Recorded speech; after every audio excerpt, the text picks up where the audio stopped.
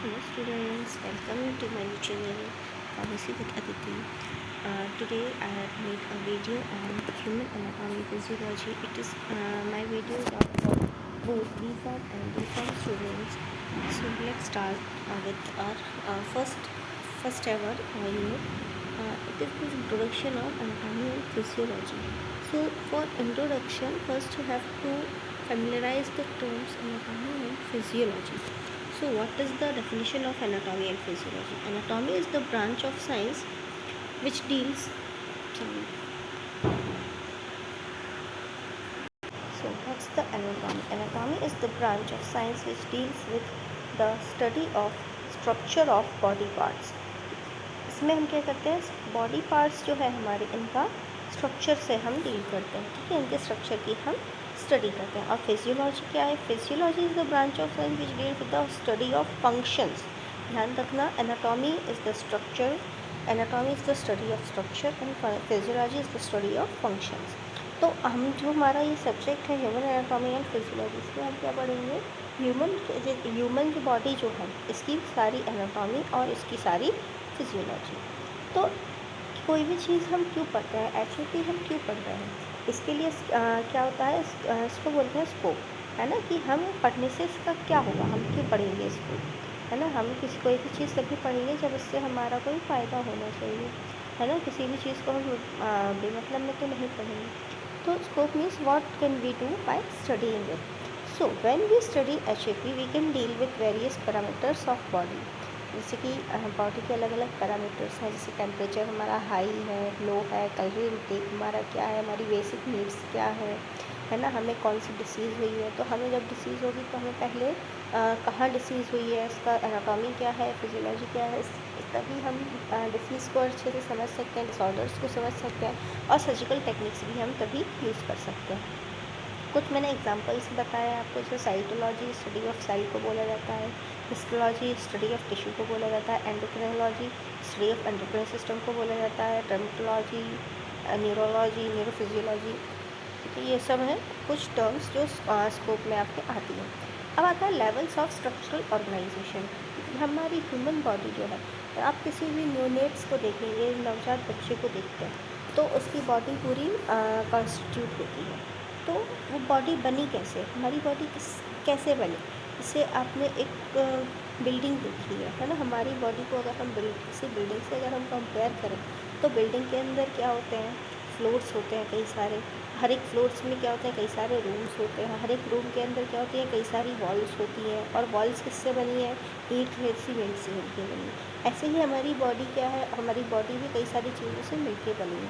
तो ऐसे ही जो स्ट्रक्चर होते हैं, कुछ कई सारे स्ट्रक्चर मिलके एक नई चीज़ बनाते हैं, और वो चीज़ मिलके एक प्रॉपर स्ट्रक्चर बनाती है. तो हमारी बॉडी के जो किससे 6 बेसिक स्ट्रक्चरल लेवल्स होते हैं, ठीक है, 6 बेसिक लेवल्स हैं जिनसे मिलके हमारी बॉडी बनी है. तो सबसे छोटा लेवल, बिल्कुल माइन्यूट लेवल क्या है, chemical level. Chemical level of organisation ये क्या है, मोस्ट बेसिक लेवल है, सबसे बेसिक है, ठीक है.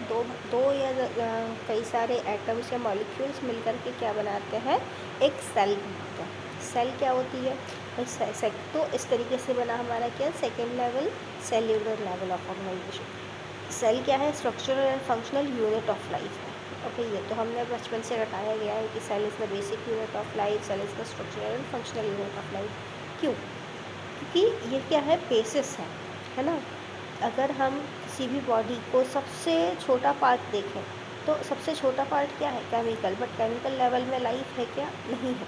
केमिकल्स में लाइफ नहीं है, बट केमिकल के बाद जो लेवल है, सेल्यूलर लेवल, इसमें क्या है, लाइफ है ना. स्ट्रक्चर इससे बनते हैं, और ये अकेला भी एक स्ट्रक्चर है ना. यूनिसेल्यूलर ऑर्गेनिज्म जो है वो भी तो एक ऑर्गेनिज्म ही है. और फंक्शनल क्यों, क्योंकि इससे पहले वाले ऑर्गेनाइजेशन में कोई फंक्शंस कैरी आउट नहीं होते, बट एक सेल के अंदर फंक्शंस कैरी आउट होते हैं, इसीलिए इसको बोला जाता है structural and functional unit of life. Second, तब सेल्स जो होती है, ये कई सारी सेल्स जो होती हैं कंबाइन होकर क्या बनाती हैं, टिश्यू बनाती हैं. ग्रुप ऑफ सेल किसको बोला जाता है, टिश्यू को बोला जाता है. तो टिश्यूज़ क्या होते हैं, परफॉर्म करते हैं एक पार्टिकुलर फंक्शन को. अब स्टडी ऑफ टिश्यू क्या होती है, हिस्टोलॉजी बोला जाता है.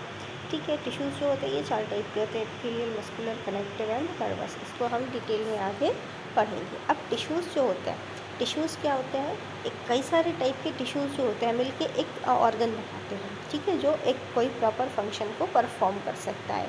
जैसे कि स्टमक है, हमारा ब्रेन है, किडनी है, यूट्रस है, बोन्स हैं, इंटेस्टाइन्स हैं, लेग्स है, ये सारे क्या है ऑर्गन्स हैं, ठीक है, जो कई सारे टाइप के टिश्यूज़ से एक या दो या अलग अलग टिश्यूज़ से मिलके ये बने होते हैं। इसके बाद ऑर्गन्स जो होते हैं ये मिलके क्या बनाते हैं, एक ऑर्गन सिस्टम बनाते हैं। ऑर्गन सिस्टम क्या होता है, organs combine and joins in a way to perform proper functions and make a system, यानी कि एक प्रॉपर सिस्टम बना लेते हैं, ठीक है। जैसे कि आपका सर्कुलेटरी सिस्टम हो गया, नर्वस सिस्टम हो गया, यूरिनरी सिस्टम है, लिम्फेटिक, टोटल बॉडी में 11 फंक्शन सिस्टम्स होते हैं, ठीक है, जिनको हम पढ़ने वाले हैं। और इसके बाद जो ऑर्गन सिस्टम्स है, ये सारे जो 11 मैंने अभी बताया 11 ऑर्गन सिस्टम्स होते हैं ना, ये सारे 11 ऑर्गन सिस्टम्स क्या करते हैं, एक पूरी क्या बनाते हैं, एक ऑर्गेनिज्म बनाते हैं। जैसे हमारे केस में ह्यूमन बॉडी बनाते हैं, ठीक है। तो organ system join and make a complete body structure. जैसे ह्यूमंस हो गए, कैटल्स हैं, रेप्टाइल्स हैं, ये सब क्या है, एक ऑर्गेनिज्म है, ठीक है। इनके अंदर क्या है, अलग अलग ऑर्गन सिस्टम्स हैं। ये क्या है, हाईएस्ट लेवल ऑफ ऑर्गेनाइजेशन है, ठीक है। अब आते हैं हमारे बॉडी सिस्टम्स पे। तो बॉडी में कितने सिस्टम्स होते हैं अच्छा, एक बार हम रिव्यू करते हैं इसको। फर्स्ट क्या है, केमिकल लेवल है। सेकेंड क्या है, सेलुलर लेवल है। केमिकल लेवल, केमिकल्स से बनता है, केमिकल्स मिलके एक सेल बनाते हैं, तो सेकंड बन गया सेलुलर लेवल। अब कई सारी सेल्स मिलके टिश्यू बनाती हैं, तो थर्ड हो गया टिश्यू लेवल। टिश्यूज़ मिलके ऑर्गन बनाएंगे, तो नेक्स्ट हो गया ऑर्गन लेवल। ऑर्गन्स मिलके एक सिस्टम डेवलप करेंगे, जिसको बोला जाता है ऑर्गन सिस्टम लेवल। और ऑर्गन सिस्टम्स मिलके क्या बनाते हैं, ऑर्गेनिज्म बनाते हैं, ठीक है। तो ये हो गए हमारे बॉडी लेवल्स ऑफ ऑर्गेनाइजेशन। अब आते हैं हमारे बॉडी सिस्टम्स।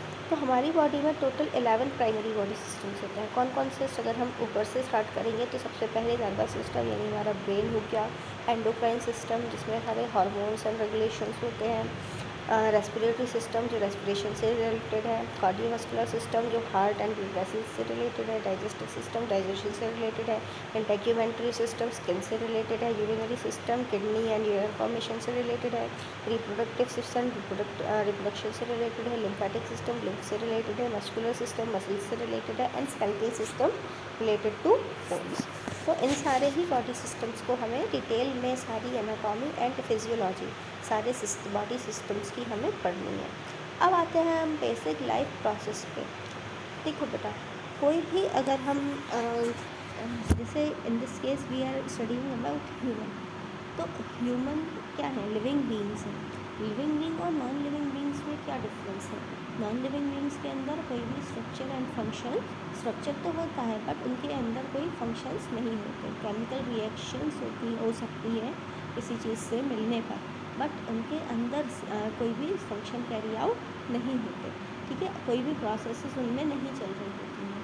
तो यही चीज़ें डिफर करती है हमें और living and non living things को।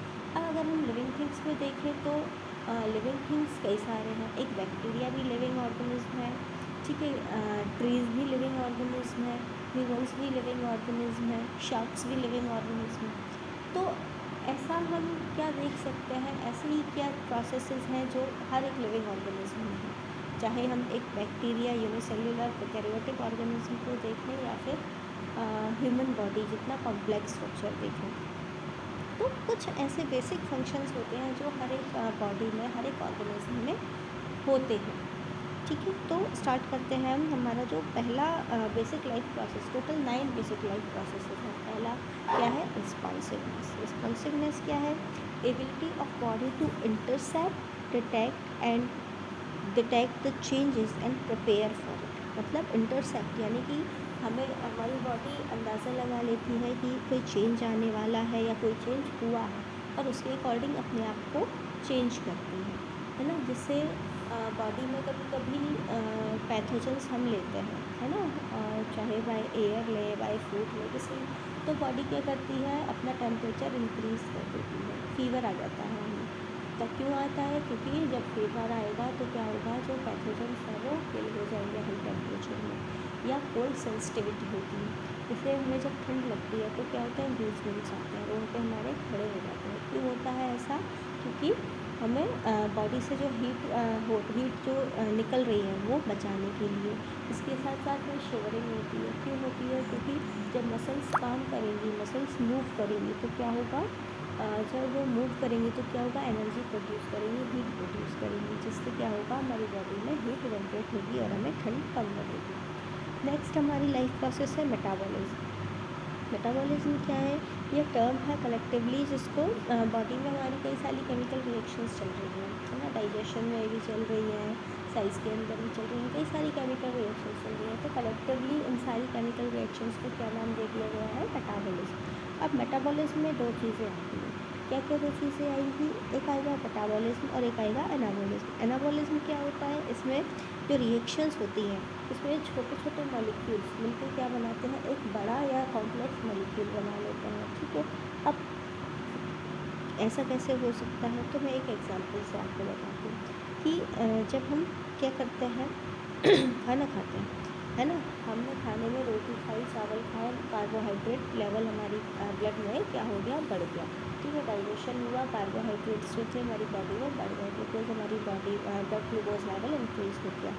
अब बॉडी को जितना यूज़ करना है ग्लूकोज तो सेल्स में चला गया। अब जो बाकी बचा हुआ ग्लूकोज है, अब उसको क्या हम निकाल देंगे बॉडी से, एक्सक्रीट कर देंगे? नहीं। क्यों नहीं करेंगे? क्योंकि ये हमारे लिए यूज़फुल है। तो लीवर हमारा क्या करता है, जब एक्स्ट्रा ग्लूकोज होता है ना, जो यूजेबल नहीं है, जो यूज़ के बाद बचा हुआ है रिमेनिंग, तो उसको क्या करता है, ये ग्लाइकोजन में। और जैसे आपके घर में गेहूँ आते हैं तो आप एक एक दाना या छोटे छोटे बैग्स में नहीं स्टोर करते हो, क्या करते हो आप, बड़े बड़े बोरों में भर के, सैक्स में भर के उनको स्टोर करते हो। ऐसे ही क्या होगा, अब एक एक ग्लूकोज यूनिट को तो हमारी बॉडी स्टोर करती नहीं रहेगी, तो क्या करेगी, उसको एक बड़ा कॉम्प्लेक्स ग्लाइकोजन बना लेगी। ठीक है, कई सारे ग्लूकोज मॉलिक्यूल्स उसमें रहते हैं। तो लीवर क्या करता है, ग्लूकोज से क्या बना लेता है, ग्लाइकोजन बना लेता है, जो एक कॉम्प्लेक्स ग्लूकोज का स्ट्रक्चर है। सॉरी, ग्लूकोज का नहीं, जिस ग्लूकोज कई सारे मिलके एक ग्लाइकोजन का मॉलिक्यूल बनाते हैं। ठीक है, तो ग्लाइकोजन क्या होता है, स्टोर कर होता है लीवर में। अब नेक्स्ट क्या हमारा कैटाबोलिज्म। कैटाबोलिज्म में क्या होता है, दीज रिएक्शंस द बिगर और complex molecule break down into single molecule और स्मॉलर कंपाउंड्स, है ना। तो इसमें क्या होता है, एनाबॉलिज्म में क्या हो रहा था, बड़े से छोटे मॉलिक्यूल्स बन रहे थे, एसोसिएशन हो रहा था, सॉरी डिसोसिएशन हो रहा था।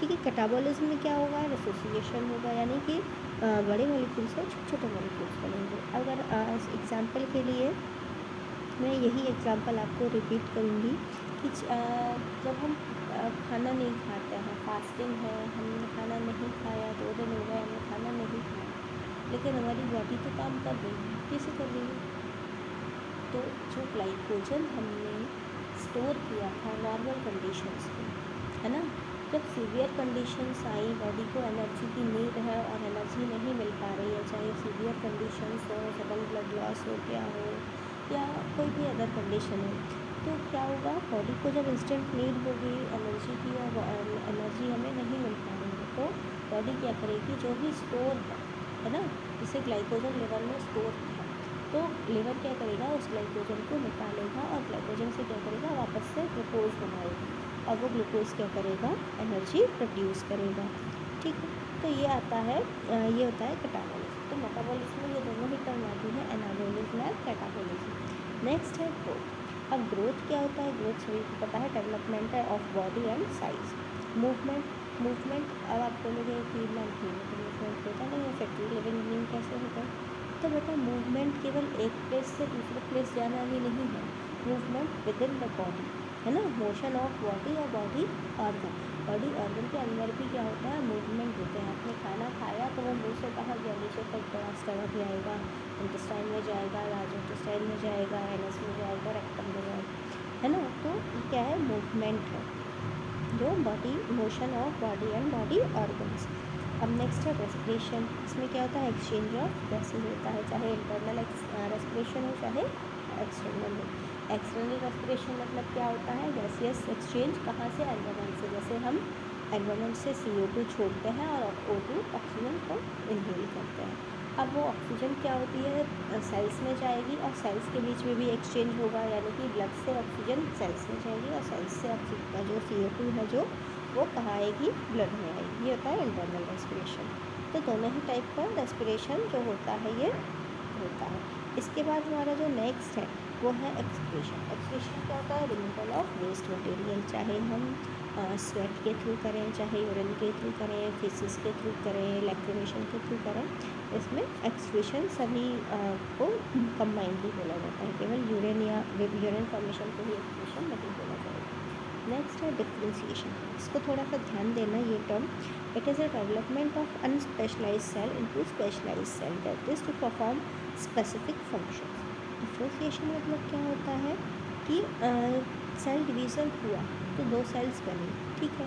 अब उन सेल को आगे काम क्या करना है, किस लिए बनी है वो सेल, है ना। ये मतलब में तो सेल डिवीज़न हुआ नहीं है, मतलब उन सेल्स को कोई एक फंक्शन इम्पार्ट करना है, ठीक है।